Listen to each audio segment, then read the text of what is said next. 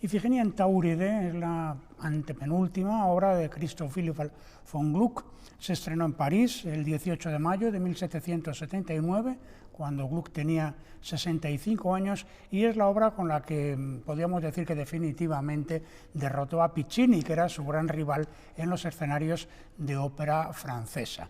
El libreto es de Nicolas François Guillard y es una adaptación de la obra homónima de Eurípides, a la que es sumamente fiel, pero no solamente el argumento, sino incluso la propia distribución de las escenas y cómo se desarrolla toda la acción está fielmente modelada según el gran trágico griego. Gluck es un compositor que nació en 1714 en un pueblo del Palatinado y que moriría luego en Viena, y que tuvo una formación prácticamente autodidacta, porque su padre, que era guardabosques, pues no quería que su hijo emprendiera la carrera musical. Y entonces Gluck fue capaz de aprender música de una manera, puede decirse que autodidacta, porque con 13 años se fugó del domicilio paterno, con 15 estaba ya en Praga y estaba tocando el órgano en una iglesia, y no consta que haya tenido estudios musicales regulares en parte alguna. Es un caso evidentemente de un talento verdaderamente considerable y muy precoz. En Praga vio muchas óperas, pues de Viotti, sobre todo óperas italianas, claro, de Viotti, de Vivaldi, de Lotti, etc. Y probablemente su vocación musical y teatral pues partió de allí. Poco después entró al servicio del príncipe Lobkowitz, que fue el abuelo del mismo príncipe que luego protegería a Beethoven, generaciones más tarde. Y el príncipe Lobkowitz le presentaría al príncipe Melchi, que también fue una relación trascendental en la vida de Gluck, porque es el que le llevó a Milán. Y en Milán, con 27 años, Gluck estrenó su primera ópera, que era un Artajerjes, y luego en Italia estrenó pues varias óperas más. Luego, con 25 años, estuvo en Londres, donde conoció a Händel y estrenó otras dos óperas, y tuvo un curso itinerante por toda Europa en aquellos años, estrenando en diversas capitales, hasta que finalmente se estableció ya en Viena, con 38 años. Y entonces tomó Viena como centro de operaciones, pero luego siguió estrenando en diversos lugares, y todo el periodo final suyo está sobre todo ligado a París. Entonces, en un momento determinado, en 1760, con 46 años, ocurre un acontecimiento trascendental en su vida, que es el que entra en contacto, el que conoce a Giacomo Durazo. Giacomo Durazo era el director artístico de los dos principales teatros de Viena, era un noble genovés que, siguiendo al embajador genovés en Viena, pues había recalado allí años antes y era el director artístico de los dos teatros principales. Entonces fue precisamente Durazo el que le puso en contacto con el libretista Ranieri Calzabigi, y entre los tres iniciaron un movimiento que le llamaron el movimiento de la reforma de la ópera, digamos. Durazo es importante porque era un hombre ilustrado, lo mismo que lo era Calzabigi también, había tenido relación con Voltaire y fue el que puso en contacto a Gluck con la música francesa. Y bueno, primero con obras líricas de tipo ligero, que se las encargaba a Gluck para que las adaptase a la escena alemana, y luego dándole a conocer la tragedia lírica francesa de Lully y de Rameau. Y esto fue un contacto trascendental con Gluck, que a partir de ese momento decidió, junto con Calzabigi, emprender una nueva senda operística, bueno, una nueva senda para los gustos del momento, una nueva senda dirigida sobre todo a desterrar el gran virtuosismo del tipo de ópera italiana que en ese momento estaba en boga en toda Europa, la ópera barroca con arias extraordinariamente virtuosísticas, en pos de una dramaturgia que lo que estaba intentando era reconquistar, recuperar otra vez el sentido de la tragedia primitiva, tal como en su momento pues lo formularon, pues eso, en definitiva el nombre más ilustre, que sería el de Monteverdi, es decir, la primacía del texto y la importancia de que la acción trágica quedara en todo momento perfectamente materializada a través de la música. ¿En qué consistía esa reforma? Pues esa reforma consistía básicamente en rechazar el gran virtuosismo de los cantantes y rechazar la forma dominante del aria en ese momento, que era el aria, lo que se llamaba el aria da capo, es decir, el aria que cuando había transcurrido sus dos primeras secciones repetía completa toda la primera sección, y esa repetición se hacía a mayor gloria del virtuosismo y de los, en fin, las pirotecnias vocales de los intérpretes. Entonces, claro, intérpretes que introducían pues, muchísimas modificaciones y mucha decoración en la música, pues muchas veces, hay que decirlo, pues no precisamente con muy buen gusto. Entonces, ese fue el primer punto de partida y el segundo, el tercero mejor dicho, fue el integrar el coro y el ballet dentro de la acción dramática, es decir, en otras palabras, buscar la inspiración literalmente en la forma estructural de la tragedia grecolatina, de la tragedia, sobre todo de la tragedia griega. Entonces, funciona como una especie de manifiesto el texto que él publicó en el prólogo de una de las óperas reformadas, que es Alceste, de 1769, y funciona como un manifiesto porque luego lo publicó en el Mercure de France, que era bueno, pues un diario, o un periódico, mejor dicho, de importancia, en el que aparecían pues, todos los documentos, las críticas de tipo artístico que tenían verdadera relevancia. Leer algunos fragmentos de ese texto del prólogo de Alceste es quizá la mejor manera de explicar en qué consistían los propósitos de esa reforma y sobre todo cuál es la estética que guía una obra como la que en esta ocasión se pone en escena el Teatro Real. Dice allí Gluck lo siguiente: cuando empecé a componer Alceste, resolví prescindir enteramente de todos esos abusos introducidos, tanto por la engañosa vacuidad de los intérpretes como por la actitud demasiado complaciente de los compositores. Así, dice luego más tarde, he devuelto la música a su anterior función de servir a la poesía por medio de la expresión, de modo que favorezca el desarrollo de la historia y las situaciones dramáticas sin interrumpir la acción ni dificultarla mediante adornos inútiles y superfluos. Bueno, esto lo hubiera podido firmar Wagner,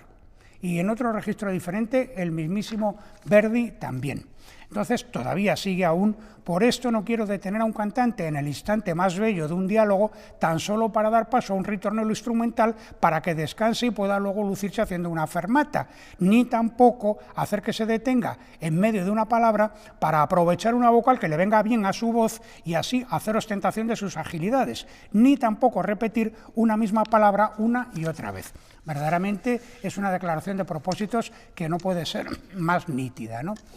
Para comprender el argumento de Ifigenia en Tauride hay que retroceder y recordar cuáles son los acontecimientos de Ifigenia en Aulide, que es la primera de las dos tragedias de Eurípides en las que busca su inspiración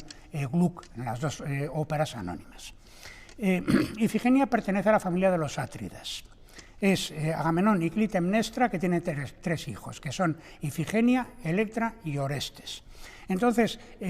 frente a la flota aquea está Agamenón intentando hacerse a la mar para ir a la Segunda Guerra de Troya, pero no puede porque el viento no es favorable y entonces las naves no pueden salir. Entonces, hay un adivino que se llama Calcante y este adivino averigua que lo que sucede es que Artemis, que es una diosa que antiguamente estuvo por parte de los romanos asociada a la luna,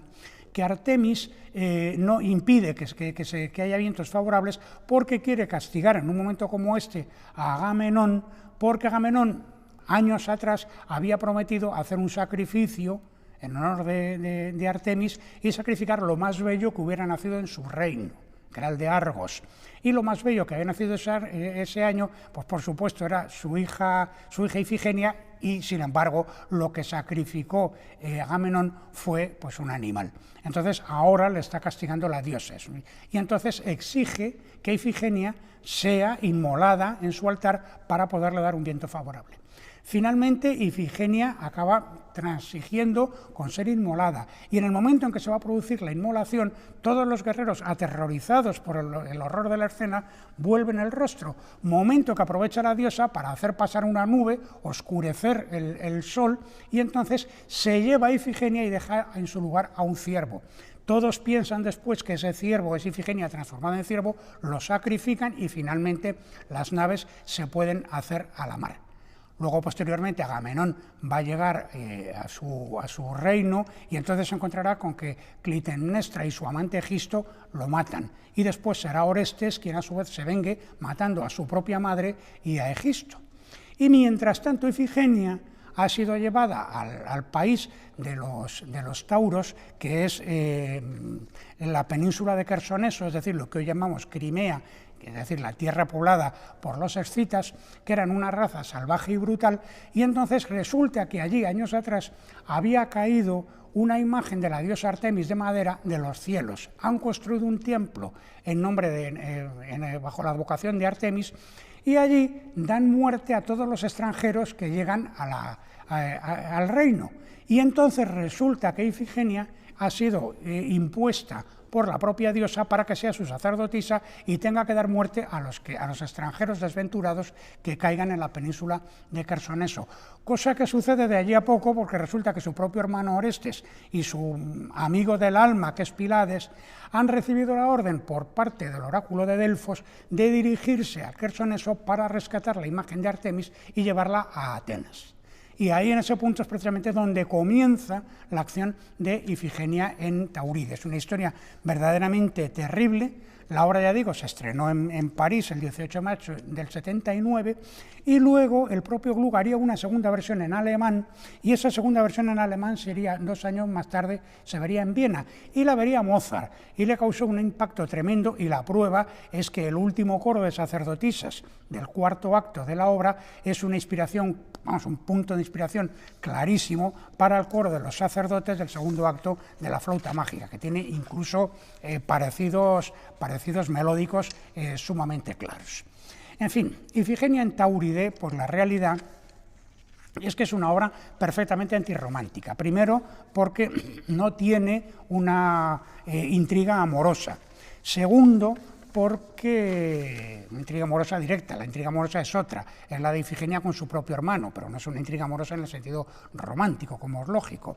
Segundo, porque como Alceste es el punto máximo de inspiración de la tragedia neoclásica, es decir, del lenguaje expresado con una dignidad, con una serenidad, con una limpieza de formas que, bueno, nos traería a la memoria pues un cuadro, ¿qué diría yo?, de Jacques-Louis David o de Ingres, aunque sean un poquito posteriores. Es un tipo de música que es algo así como poner, podríamos decir que poner en pentagrama, pues aquello que Winckelmann dijo cuando escribió, Winckelmann tiene 3 años menos que Gluck, o sea, es casi coetáneo suyo, cuando hablando de la arquitectura clásica griega, pronuncia aquellas palabras famosas de noble sencillez y serena grandeza. Eso es exactamente la música de Ifigenia en Tauride. El aria barroca tripartita ha desaparecido, se ha borrado también la diferencia entre recitativo,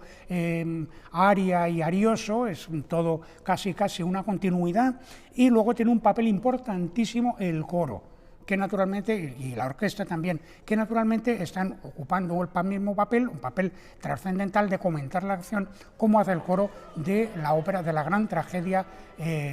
clásica griega. Por supuesto, hay un conato de arquitectura armónico-simbólica que, partiendo del re mayor, pues luego se va a ir desplazando hacia tonalidades con bemoles, y de hecho al final la aparición de Diana, es decir, de Palas Atenea en la obra original, reclamando que efectivamente Ifigenia pueda volver a Argos con su hermano y con el amigo de su hermano, es un paso de re mayor a do mayor, que es la tonalidad con la que la obra va a concluir. La puesta en escena que se ofrece en esta ocasión en el Teatro Real es de Robert Carsen, un director escénico de quien hemos visto aquí ya pues, la de Diálogos de Carmelitas, Katia Kavanova y Salomé, y es quizá el extremo máximo de depuración y de sobriedad de todo el trabajo que se ha visto aquí en España. Es una producción que es coproducción de la Lyric Opera de Chicago y de la Ópera de San Francisco, y que en Europa solamente se ha visto en el Covent Garden, es decir, es la primera vez que se ve, como dicen los ingleses, en el continente. Y es un trabajo de una extraordinaria, ya digo, limpieza y depuración. Es una especie de gran caja negra que solamente es invadido por la luz en el último instante, y que, bueno, la acción de los coros están en el foso, y la acción de los coros ha sido sustituida por acciones, por movimientos de bailarines y de figurantes, pues con un papel verdaderamente importante, como el coro de la tragedia griega. En definitiva, Ifigenia en Tauride, pese a su final feliz, es una ópera que de lo que nos habla es de la destrucción o de la disolución de la familia, pero tiene además un aspecto todavía más importante, y es que Ifigenia, que esto queda todavía más claro en la obra de Eurípides, al enfrentarse a la ley de los hombres y, lo que es más grave aún, al desoír la voluntad de los dioses, es una mujer que luego, al ser apoyada por otra diosa, sale venturosa con su empeño, pero en definitiva es una mujer que se enfrenta a la voluntad de los hombres y a la voluntad de los dioses. Y en ese sentido tenemos que decir que hoy día es una obra enteramente de actualidad, en el sentido de que es una auténtica reivindicación del pensamiento feminista.